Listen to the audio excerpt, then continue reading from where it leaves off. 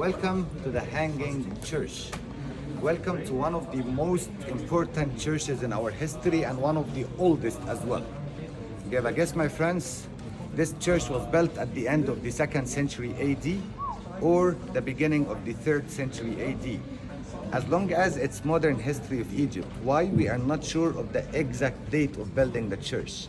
Because all the churches built during the first 5 centuries AD, they were built in secret and they were used in secret because it wasn't allowed for Christians to perform Christianity rituals in Egypt when Romans were ruling Egypt. Okay? Why this church is really important church, not just because of its age, but as well, it's the only church Egyptians used to consecrate the Holy Chrism, C-H-R-I-S-M, which is a holy oil Christians here are using for baptism. Yeah. So all churches in Egypt, they used to receive the Holy Chrism on yearly basis from the Hanging Church. Third reason, seat of the Patriarch was here till the beginning of the 12th century AD until it was moved to Alexandria. So seat of Patriarch remained here for more than 700 years after allowing or after announcing Christianity as an official religious for Egypt. The last reason to make that church a special church, that actually we had in the 12th century AD a Muslim ruler or an Arabic ruler. His name is Al-Mu'izz al-Din Allah al-Fatimi. This man loved a lot the cultural discussions. So he used in 1 week to get some philosophers to discuss in front of him.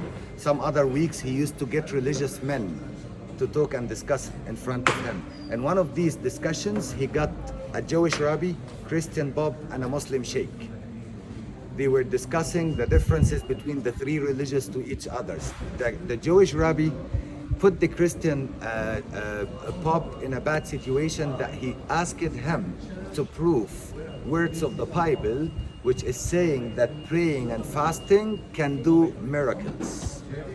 So he told them, prove us this word. This man's name was Anba Ibram. Anba Ibram came back to the church and he remained 2 weeks fasting and praying on daily basis until Virgin Mary appeared to him in a vision. And she advised him to go to a man, his name is Saint Simon, who was a shoemaker and he was with one eye. She advised him to go to Saint Simon in a market and to ask Saint Simon to do a miracle for him, and he will be able to do a miracle for him.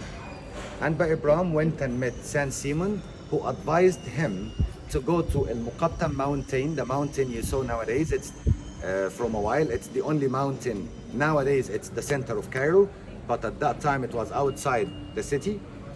And he advised him to keep praying over this mountain for at least 6 or 7 hours non-stop, and then a miracle will happen to him.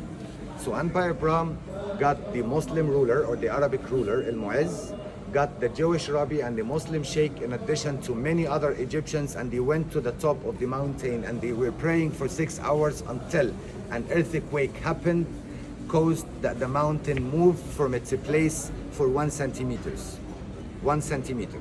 According to all historical sources, this is not a confirmed miracle at all, but geological wise it was confirmed.